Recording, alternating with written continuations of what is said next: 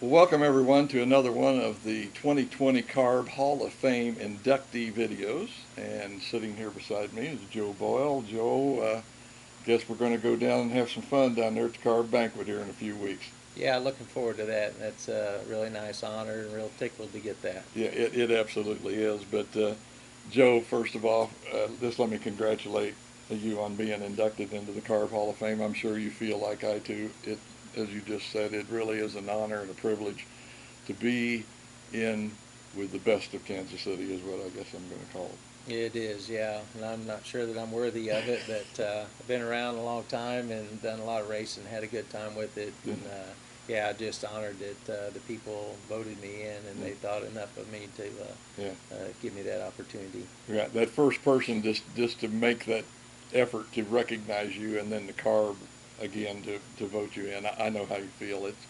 It's overwhelming to me sometimes. But you during the '80s kind of get your start. You go down to visit your dad in Tulsa, and you guys see a midget car on a trailer down there, and so Dad decides to follow it, see where he's going. I think you end up at a firehouse. I guess it was a fireman was racing it. That's correct, yeah. But you find out where they're racing at that night, and I think the name of it is Rougeau? Rougeau Speedway, yeah. In Tulsa. Where was that located down there compared to, I guess what everybody knows, of course, is where the Chili Bowl is. Where would it be from there? I really don't know, to be honest with you. It's been quite a few years ago. I don't really remember. I think I'm pretty sure it may be the I-44 Speedway today. Oh, it is? Down there. Oh, and okay. I could have that wrong, but yeah. Close in that area. Yeah, it was right there in town. Oh, okay. Yeah. All right. But as soon as you get back, you decide to buy a car. What is it that you end up with? Actually, we went down, Dad and I, and we bought two cars. We bought there was a guy down there, Johnny Pickle, that owned a pipeline company, and he was building some cars. They were modified midgets. They were 250cc Yamahas is what everybody, and they were the road race motors, water-cooled road race motors, so they were pretty hot little engines in them. But we got a Pickle car, and the other one was a Bobby Sawyer race car, and we brought them back and kind of looked them over, and I picked one, and we ended up selling the other one. Okay. And where did you decide that you were going to race this? Now that you had a car, and there again with no experience, and how old were you at that time? Oh, I think I was 19. Yeah. That was my number on the car, as I remember. Yeah, that's where I got the 19 because that was my age. But at the time, the only place that we knew of to race it was out at Sweet Springs. And it was actually on the south side of I-70 at that time, and we went out there, and I don't know that we ever went out there and watched them race out there, but once we got the cars, car, we took it out there and ran it. Did it take a lot of changing over or whatever to get the car ready to race at that track, or was it pretty simple? I knew nothing about it. I had never raced go-karts or anything before. I had a car that I drove on the streets and like a wild man, and luckily enough I got a race car, and I quit doing that, before I hurt myself or somebody, but anyhow, I didn't know much about it. My dad had been around my uncle Junior Howard and worked with him in the pits and in the shop, in his race shop and stuff, so it was kind of just relying on Dad's knowledge. But we got out there, but the car was pretty much race ready, and it was a decent car. Okay. And so yeah, that's how we got started. Okay, you mentioned, was it Junior Howard? Junior Howard. Junior Yes, Howard? sir. There again, a name really synonymous with racing in the Kansas City area, so we can kind of see where your lineage came from, I guess would be the word that we're looking for, because I think your dad helped Junior. Correct. Is that not on the crew? Yes.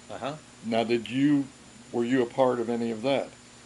I don't remember much. I remember going to Olympic Stadium maybe a couple of times, and I don't really remember the races that much. I kind of remembered his wife Mildred getting into confrontation with another lady in the stands, and they were kind of rolling down the bleachers and all that stuff. But I remember that as a young guy, that kind of Yeah. scarred me for a little bit. But after the races, I'd go down and bug Junior for an STP sticker. Oh, And okay. he would get in his trunk and dig around and Yeah. find me a sticker. But that's all I really remember. I was a pretty young guy Yeah. at that time. Yeah.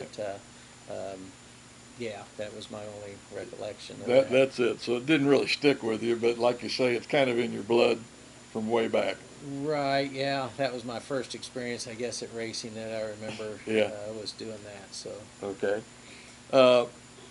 Here, pretty close in this same time period, with one of your brother's friends, why you kind of start your really racing adventure.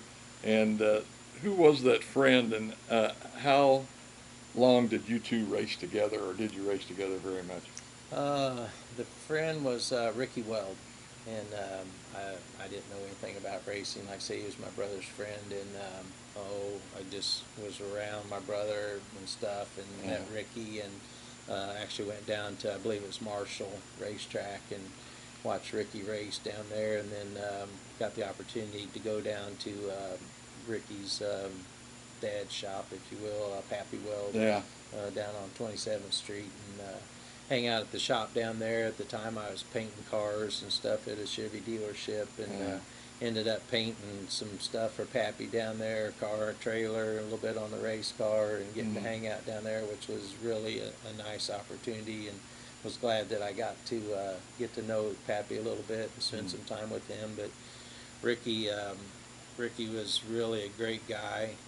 When we first got our modified midgets and brought them back to Kansas City, Ricky actually brought Tim Green and another fella down, and was showing him my car, and that was really cool. Yeah. I thought I was big stuff. Big stuff. It was T.J. Giddings is who it Oh, was. I remember T.J. And Tim Green Oh, and Ricky absolutely. Wells come down there, and The Tim Green from yes, California. I wasn't sure if that's who you my meant. race car, and I was all excited. Yeah, Yeah, I it was bet. really cool. Well, that was one of the other things I was going to ask you about hanging out at Pappy's.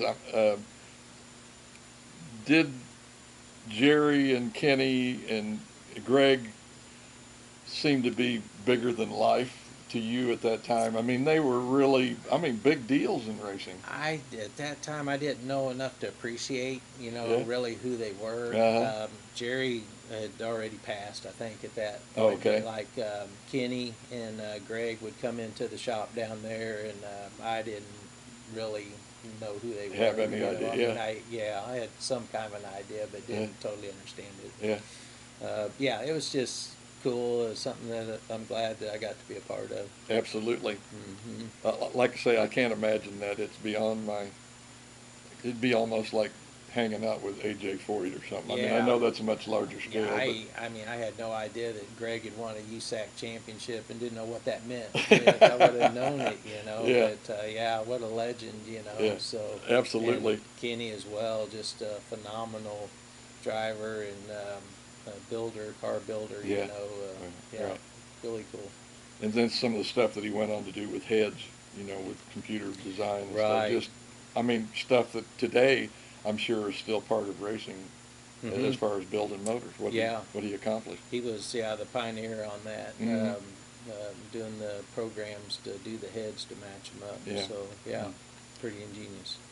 At your first race, you kind of have a bad qualifying night to start out with, but you end up in the D main. Kind of take us through what happened after that first night where you're in the D main and work your way up through it. Yeah, I don't really remember a whole lot about it. I still have the little coupons that they give me for my payout at the window that night. Is how I kind of that helps me remember a little bit. But don't know on the heat race. I'm sure I got out there and I had no clue what I was doing, just figuring out how to go, which way to go around the racetrack probably to start with, so anyhow, but it ended up being a big race. It was a big regional race they were having out there. They had, 100 plus cars, and I ended up in the D main, and I just got out there and started driving as fast as I could go. And the next thing I knew, I was transferring from the D to the C and the C to the B. And my coupon says I believe I ran 7th in the B. Okay. My first Race. first night out. Yeah. And 100 cars. So that, Yeah. let's see, if you ran 7th and there was 24, that'd put you about 31th out of 100. Right. Yeah. Yeah. I was in the upper third. Yeah. Yeah, That's pretty cool. man, first night. That is, whew, Yeah. that's pretty good outing. Can't complain about that. Were you running at any other tracks? I presume this first race was at Sweet Springs, but were you running at any other tracks besides that, or did it take just a little while for you to branch out on that? I don't really remember how much longer down the road it was. At Bill Lutz in Sedalia, he built a track, I-65 Speedway. Beautiful facility, and we went down there and raced, and it was a ton of fun. So we ended up racing down there, and I believe that was maybe on Saturday night. We'd go to Bill's and race on Saturday night, then we'd go to Sweet Springs on Sunday, and then down the road another maybe year or two, Alan Bodenhammer owned some property there in Warrensburg, which is now CMS Speedway. But I remember he went out there with a grader and took the grass off the field. Just peeled it we off. Raced on it there. Yeah. The first night. Flat That's as a what it flitter. was. Oh yeah, yeah. I mean, and had a good time. The next thing I knew, there was he'd put up some posts and some plywood and some signs, and that was the backstretch, you know. Oh, really? Yeah, but he worked at it and made a really nice racetrack out of it. Yeah. And just a lot of fun for everybody. Oh yeah. You got to appreciate guys like that. Yeah, we'd race at his place, I guess on Friday, and then go to Bill Lutz's on Saturday and Sweet Springs on Sunday. We didn't know how lucky we had it to have 3 tracks that close to where we could race, but we were having a great time. Yeah. I'm sure if Bill Lutz put it together, he did it right. Yeah, him enjoyed it. It was first class playground for the kids, and really? It was a beautiful facility out. And the infield was all grass and nice and flagpoles and really. Oh yeah, it was a beautiful, really nice track. Like I say, knowing Bill, he probably did it the way it should be done. Maybe your biggest highlight in the mini sprint came in 1991, and this would have been at what we now call the shootout. Evidently, I don't know if this was the same thing what it was called back in 1990, but you and Johnny Parsons Jr. team up on a deal with a car, and you can tell us about that, how that all worked out. But I think it's the Team Mini Sprint Challenge. But kind of fill us in on how that played out and what it was. Right. Once we got out of the modified midgets, we had gotten a mini sprint, a 1200cc mini sprint, and had been racing it a little bit. And I don't really know how we got hooked up with Johnny Parsons Jr. My dad did it somehow or another. I think there was a group of drivers, and somebody was trying to match them up with people that had cars. So anyhow, Johnny, we got matched up with him and went down to Tulsa and went out, and he ran a full set of races and I ran a full set of races, and we accumulated points. So him and I ended up tying Aaron Lemons and Bobby Sawyer for the Team Mini Sprint Challenge Championship. Okay. So that was pretty cool. Okay, when we say mini sprint now, would this be kind of the predecessor to what we nowadays call the Midwest Lightning Sprints? Were they correct. Comparable to those? Yes, yeah. Okay. Back in the day, I don't know when it was, I think in the late 80s, there was some guys that they raced at Bill Lutz's. They'd come up for the big shows. And some guys out of Tulsa, Oklahoma would come up. Bobby Sawyer was one of them, Charlie Frazier. They had these mini sprints. We were running the 250 Yamahas, and they kind of had the wing ding ding sound, and these guys would come up with the Kawasaki's with the 4-to-1 headers, and boy, they sounded great, you know. And so everybody's like, wow, look at those. So when we kind of got out of the modified midget ranks, a bunch of guys went to the mini sprints here locally, and that's how that got started. But Yeah. Bob Douglas actually runs the Midwest Lightning Sprints now, and he's been a part of mini sprint racing, gosh, as long as I can remember, since in the early days of it. And he's done a fabulous job. Absolutely. They had a couple of years there that were a little rocky, but it seems like they've worked past that, and the numbers are starting to come back up. Probably bang for your buck, they're the best open wheel car out there. Yeah. They're real affordable. They're a lot of fun, and Another good testament to that would be Bobby Lane. yeah. There After you go. driving sprint cars for all those years, and you Right. talk to him now, and he just raves about driving a Midwest Lightning Sprint. Just absolutely loves it. And he's correct. For the money you spend, you get a lot of bang for Yeah. your buck. Yeah, lots of speed there too. Oh, I mean, yes. they're as fast as some A-mods. Oh, most definitely. They're serious race cars. Yeah, absolutely. 1991, you stay on the fast track when you win the Midwest Outlaw Sprint Championship, which there again was in this mini sprint class or whatever. But where were you racing that during that series from 1991 for this Midwest Outlaw Sprint Championship? We ran all over. Seemed like we were running out at Adrian quite a little bit, and Warrensburg. Gosh, I haven't thought about that for a while, but I miss Adrian. there was. By the way. Oh yeah, Adrian was Glenn out there. He's a great guy. Yeah, enjoyed racing out there with him. But just we would travel. Just here in the Midwest, all over, the northern Missouri and down at Nevada. Has a nice little racetrack down there, and over into Kansas a little bit and stuff. So really kind of spreading out, like I say, getting out a little bit and moving into some new territory. Right. And I don't know how you feel about it, but the way I've always looked at it is a lot of times when you go out and race like that, you race with some people you hadn't raced with before. And it's a learning experience for everybody. Oh, most definitely, yeah. When you race one track all the time, you kind of get that track figured out. Yeah, and the competitors. You go there, you don't have to worry about what gear, and you know what the track's going to do through the night, typically, and how fast it dries out and what you're going to do. But when you travel from track to track, you show up, you take a look at the track, and okay, well, probably need this gear. You might not get it the first go around the right one, but then all the dirt is different, whether you're in Missouri or you go to Arkansas or up into Iowa or you're traveling around, and just you have to have a lot more thought put into what's going on. Absolutely. With Mark Dyer and Darren Key, which I think are, I don't want to say distant relatives, but sisters or something.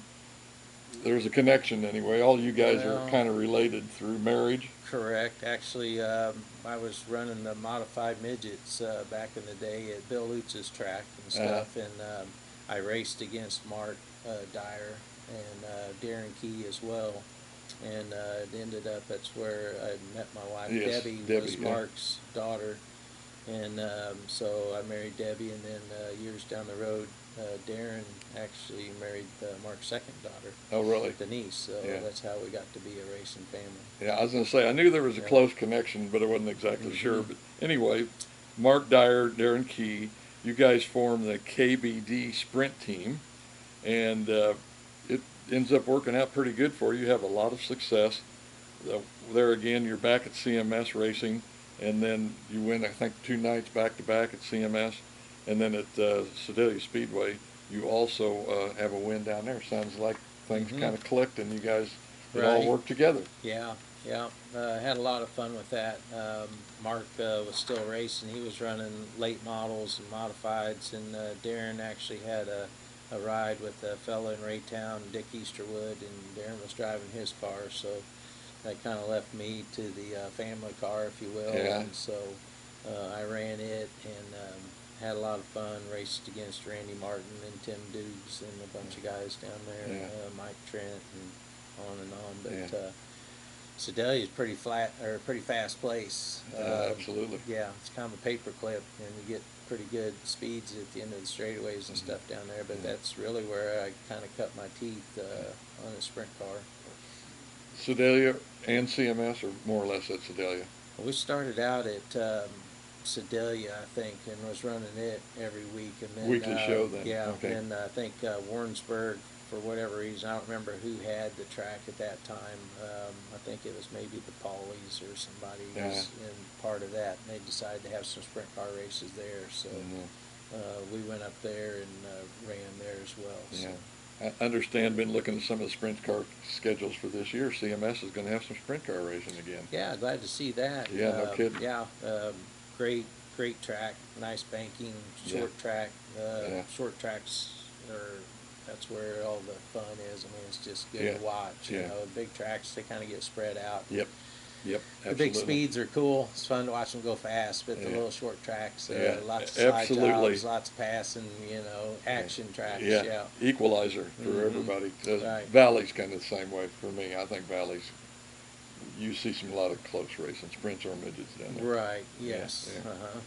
In your first race in a sprint car, and we're talking about in 86, 87, at the Jayhawk Nationals, I think we're actually stepping back here, but anyway, this first race, man, tell us about that. That's kind of a little unusual circumstance, wasn't it? Right. There was a fellow in Raytown that had a car, Bob Gray and Dick Pepper. They owned Casey Auto Panel there, and I was working there with them, and they had a car, and they knew I raced, and Bob's son had been driving the car, and he said, "Hey Joe, would you like to give it a try?" So that was my very first sprint car attempt there, and so we went down to Warrensburg, and I hot lapped it down there one night, and then I think the first race was there at the Jayhawk Nationals in '87 at the old Lakeside track. Yeah. So anyhow, that was pretty interesting. Went out, and I actually qualified for the A main that night, and Bob was going to put me in the B, and the track officials talked to him and said, "Man," he said, "you ought to have him start the A. You're going to make more money, and money's always an issue." So I started in the back of the A, and Bob's like, "Well, just run a couple laps and pull it in," which was good advice. So anyhow, I went out, and I started at the back of the A, and I think we spoke about it earlier, but Doug Wolfgang was up in the first couple rows, and on the initial start, Doug got tangled up or something. He had to come to the back, so I actually started my first A feature right next to Doug Wolfgang, but that didn't last very long. He checked out pretty quick. I think you said even before the green flag dropped, he passed like six or seven cars. He didn't even wait for the green. He was in a hurry. Yeah. So that's still got to be a little daunting, shall we say? Your first race, the old Lakeside, which there again was pretty fast, and challenging, and let's face it, the Jayhawk Nationals is not exactly where you'd want to run your first race either. Yeah, and as I remember now, I was really intimidated because when we were signing in at the driver's shack, I signed in right behind Doug, and I thought that was cool. I didn't have any idea I was going to start next to him later. So, yeah, if it had been me, I'd have probably been saying, "Doug, could I have your autograph?" There you go, yeah. But like I say, man, that had to be something to do that in the first race. Whew. Right. Man. Yeah, it was a lot of fun, and I think Ricky Weld actually ran that night, and that's probably the only time I got the opportunity to race alongside of him. But a bunch of my friends went out, my brother's friends, so it was a lot of fun. Yeah. Sounds like it. Like I say, I can't picture that. I mean, all them names. I remember some of the guys used to drive in the Jayhawk Nationals. I mean, it was a who's who, because usually they were. If I remember right, they always planned that when they were on their way to Knoxville. Mm-hmm. And that sounds right, yeah. They would try to catch the guys coming through town. Right. And they would have it, I think, like the weekend before Knoxville started. Of course, back then it was only, two days? 3 days? Thursday, Friday, Saturday, something like that. But they'd try to catch them. And again, I didn't really know who those guys were at that point. I mean, I'd heard of them, and I didn't really appreciate the caliber of drivers they were, but I have the sheet now, and it shows the finish of it. I guess I got a flyer that shows that, and as I look back through the names now of the people that were involved in that A and even the B main back then, it's like, man, it's probably to my benefit not to really know who they were. It was. Better not to know. Just cars I got to pass. So. Yeah, just guys I got to race with there. Yeah. The good thing about your career is still probably yet to come, as in the 90s, you finish out with some backing from Steve Blackford, Hmm. and the Boyles racing team is formed, and you all purchase a Keith Kunz Motorsports Stealth Esslinger. Uh, Tell us how that deal kind of worked out and how it came into being. My father had a Corvette dealership over in Kansas, and I was working over there with him. I was doing some restoration Mm-hmm. on Corvettes over there for him. So there was a guy that he was actually lost, and he came in to he liked cars, but he pulled in to get directions is what it was. And, so he got to visit with my dad, and his name was Steve Blackford. Yeah. But that's how we met Steve right there. And then, so I guess he probably went on his way that day, got the directions, went on his way, and he came back. And my dad at the time, a guy that had actually worked on our Kawasaki mini sprint motors, Joe Chop, he had read in a magazine where the Ford Taurus cars had a SHO engine in them. And he's like, man, this would be a great engine for a sprint car, you know. So anyhow, him and my dad had gotten one and kind of was messing with this engine, but that was interesting to Steve, and he liked the sound of helping develop that engine, and so that's how we got started. And so we talked about getting a midget. We was just going to buy a local midget, and I'm like, "Oh, come on, guys, we need to get a good midget so your engine looks good, you know." Of course, I'm the driver. I need a good car, right, and make me look good. So, Yeah, right.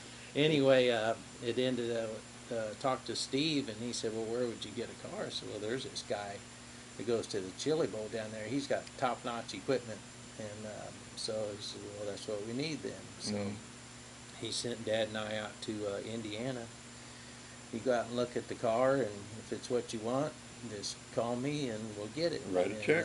That's what he did. Yeah. He transferred the money, and we came home with a car, and boy, we were really living it up. High on the hog then, but that's how that started right there, yeah. Yeah, I'll be darned. Well, in 1999, in just the second time out in the car at the Chili Bowl, Mm-hmm. you come home 15th. Somehow, some way, yeah. Now, I mean the A main. I'm not talking about anything else. Again, I had a good car, Mm-hmm. you know, and gosh, it's short track, and I'm kind of maybe of a short track guy more so than a big high speed guy. You know, I like the short tracks, a little more finesse and hook the brain to the foot kind of thing, and dry slick. I like dry slick tracks, you know, where you got to use a lot of finesse. But so the Chili Bowl was just right up my alley. Get out there, and again, I had a good car, and ended up with a pretty good finish. And we was racing with SMRS, the Southern Midget Racing Association, and fella John was running that, and he came up to me right before I raced, and he said, "Joe, just remember they put their suit on the same way you put your suit on." Oh, really? And so I just went out there, and I didn't look at the names on the side of the cars. I just drove. Just said, okay, this is a regular race, and I got to pass these guys, and that's what I did. Yeah. Where did you start at? And if you finished 15th, you remember where you started?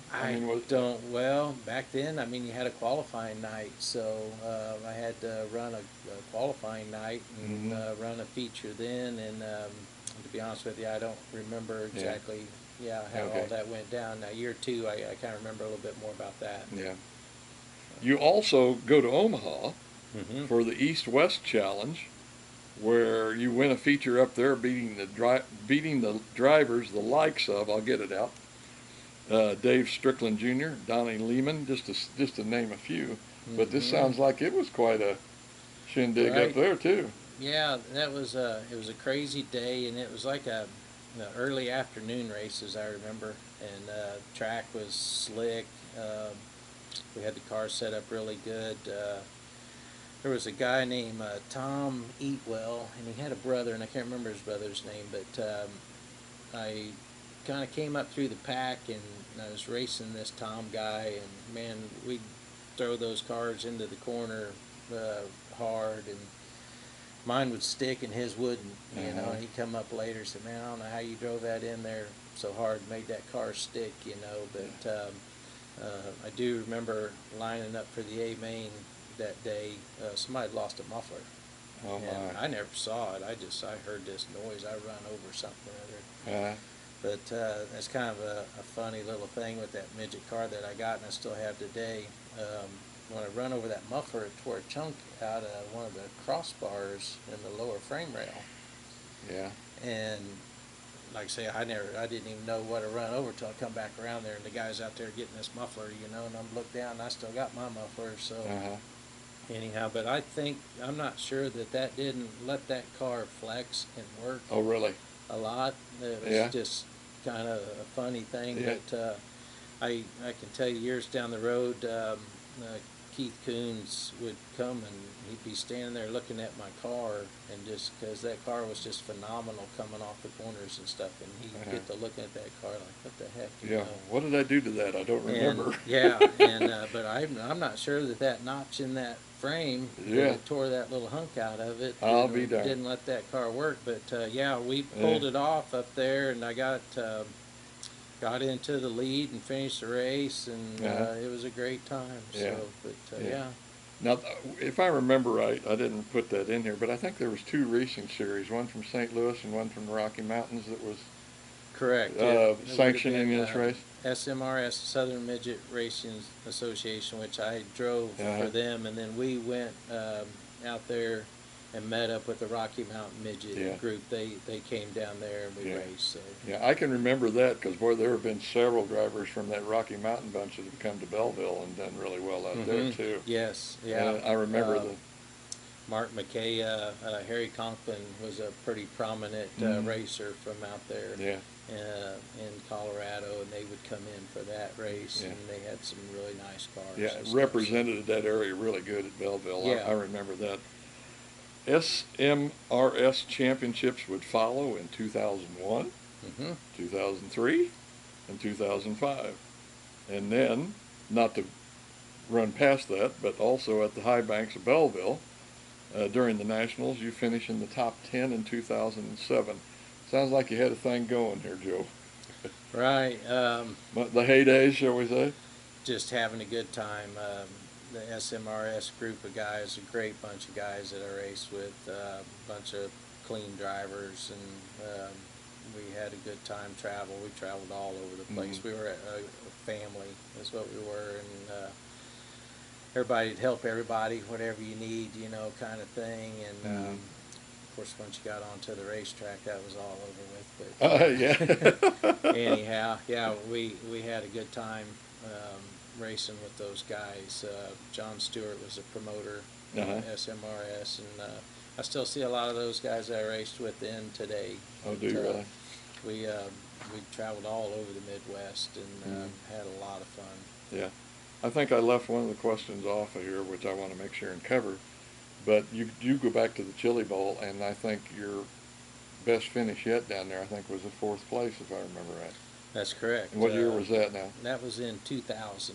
That would have been my second trip to the Chili Bowl. Oh, okay. And I was actually out there somehow or another. I managed to run second in the A on my prelim night, and that was an experience. And then went out and I started second row inside for the feature Saturday A main. I mean, you got Jerry Coons Jr., Dave Darlin. Oh man, yeah. Top flight guys, Tony Elliott, Damian Gardner, all those guys. And so anyhow, I'm out there and I'm racing, and it gets a little rough out there. I mean, I've been out there grinding, and I had no idea where I was at, and finally the red come out, and I'd been in this position that I was in for a long time. I knew that. Big old tall cushion and cars bouncing around, you know, and so the red comes out and I go to stop and I don't have any brakes. So anyhow, I pull down there, and Keith Coons, he actually came over to my car, and somebody it hit my oil tank, and there was oil all over the steering wheel, all over the cockpit of the car. And Keith sent his boys up, Yeah. get me a fresh pair of gloves and a steering wheel. Really? And yeah, so they come down and give me that, and they push me off. And so I was a little bit mentally jacked up that I don't have any brakes. Yeah, no and kidding. I'd been out there, and I was just in this rhythm, Uh-huh. you know, and I was doing great. Well, there was only like 5 laps left, and I was third, so I was be on the podium, Yeah. you know. And so I went out, and they threw the green. I made the first lap fine. Second lap, got into 2 a little bit hard, bicycled the car, and Yeah. Bud Kading got underneath me, and they ended up 4th. Yeah. So Yeah. yeah, I couldn't get him back. Especially with no brakes. But, yeah. I can't imagine. Yeah, Yeah. so that was my 4th place finish. Yeah, but that's absolutely. In fact, if I remember right, I think I was there, Hmm. and I seen that. Is that the one that Gardner won? Damian Gardner. Remember who won that? I don't remember who won that I year. can't No, either. But I think well, I was there. yeah, I can't remember. Yeah, to I be can't honest either. with you. Yeah. All I remember was I thought the buttons were going to bust off my shirt because Kansas City boy up there, Right. the top 5. Yeah. You know, one of those. Yeah. It was almost unreal to think that, you know, we had a Kansas City guy who's going to make it in the top 5. Uh-huh. Just unreal, Joe. Just yeah, good car. Yeah. Good car, and Yeah. just a little bit of luck. There I was. Okay, we'll go with that. But anyway, just a fun time to watch. But it seems like in 2012 your focus kind of starts turning from the driving side of the racing, and Yeah. you start actually. I guess I could throw this word in there, maybe reluctantly decide to get into promoting or running a racing series. And of course that would be the American Midget Racing Series, which you did for, what was it, just a year or 2 years that Just you did it? years, I remember. Yeah. Yeah. Had been down at the shootout, Tulsa shootout, with some friends, Richard Kreisel, and he had invited Clinton and I to run our micro sprint that Clinton was driving out of his trailer down there. And there was Richard had taken his Ecotech midget down Yeah, I there. remember those. And so Riley had one, didn't he? I think he drove his dad's, probably is what it was. Okay. Yeah. And so anyhow, there was a couple guys around with Ecotech midgets, and I had a midget sitting at home that probably hadn't run it for a couple years. Clinton had been running his micro sprint, and the midget is set, and I said something about maybe Sweet Springs might let us just get them out and race, even if we race for nothing, just to get them out and run them, you know. And so it ended up that the following week when we went back for the Chili Bowl, I had numerous people come up to me and say that they heard I was starting a midget series, which I had no intentions of being any part of that, but you know, they say, well, if you get something going, we'll come and run. So that's kind of how that started right there. And ended up that I was so busy messing with the series and kind of being a track steward and getting everybody organized and lined up and down there and doing lineups and stuff that Clinton ended up driving the midget. So I still didn't get a race, but it was exciting to watch him get to run the car. So yeah. I guess you are officially retired, or if the opportunity came along. No, I actually just participated in the Chili Bowl this year. Again, Did you? It's been attempted to last year, and I had an issue with the car, and it wouldn't run. And my son Clinton was driving for another team, and it ended up Clinton was doing really well, and I just pushed my car off in the corner, and I watched him, you know, last year. But this year we went back, and I raced, and Clinton ran for another team, and then Hunter Schoenberg, my son-in-law, was married to my daughter Jessica. Hunter was driving a midget for a guy out of Arizona, so that actually us 3 boys got to race this year. Yeah. Ended up, I ran Monday, Clinton was on Tuesday, and Hunter was on Wednesday, and we all 3 qualified for the A main on our qualifying nights. And Clinton, he was actually up in the front of his A and got into a scuffle and had to come back, so he ended up 16th, I think it was. And Mm-hmm. Hunter, same kind of scenario, was doing good, and he got shuffled to the back. And I come out of the B into the A and picked off a couple guys. So I think the two boys finished 16th in their A, and then I finished 17th in my A. So come Saturday night, I thought maybe all three of us might be in the same race feature Yeah. Saturday, Oh, but that'd it be ended up something, that wouldn't it? Clinton and I were. And Hunter was we were in the D, Clinton and I, and then Hunter was in the second D. So, but it was fun to get to race with Clint. Yeah. Oh, I bet. Yeah. So, but may do a little bit more driving this year. Oh, really? Okay. Yeah. They got some midget races. I know they got a couple at Grain Valley. They got a USAC race coming to Sweet Springs, and I there was one fella that drove the car for Keith Coons when Keith had our car, and then I drove it, and the only other person to drive it's been Clinton. But I have a nephew, Cameron Key. Yes. Cameron just won a big micro race, Yeah. the High Bank Hustle.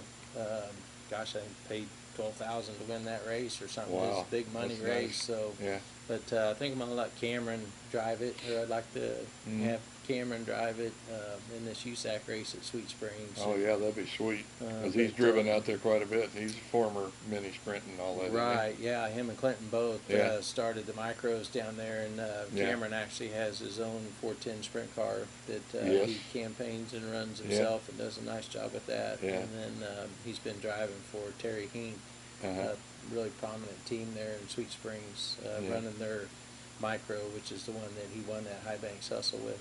Where was that at? What But, track was that at? It was You in know, Illinois somewhere. okay. I can't tell you Okay. off the top of my head Right. what track that was. So Yeah. anyhow, we're gonna let Cameron drive the midget if he'd like to, once or twice this summer. But Yeah. I still want to race. I just don't want to crash very bad at my age, you know. Yeah. Things hurt way more now than Right, they did you don't heal up as when, quick. when you're younger. Bruise a lot easier. I still enjoy driving, and I took a break there where my son Clinton was racing, and I let him run my midget some. He wanted to race worse than I did. I'd kind of been there, done all that, so let Clinton race, and then we got a sprint car and took Clinton racing with that with the help of Jack Hockett. So anyhow, I took some time off driving myself, but I really enjoyed getting back in the car this year at the Chili Bowl and running, and I had a good time. And didn't take me quite as long as I thought it would to kind of get back into it, but still need a little bit more practice to get real competitive. A little more seat time. Yeah, there you go. Yeah, I can understand. Well, like you say, in the more recent times now, your attention has more turned to, like Clinton and, like say, the grandkids and whatever and stuff like that, which is just normal in most families, but certainly understandable. But I'm like you. I had the opportunity, I think I'd want to get out there and try it. Right. Absolutely. Go back and do it again.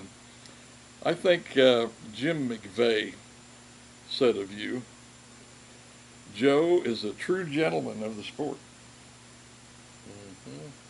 Humble off the track and as clean a driver as I've ever seen on the track, while being of championship caliber. This pretty well sums up the Joe Boyles I know.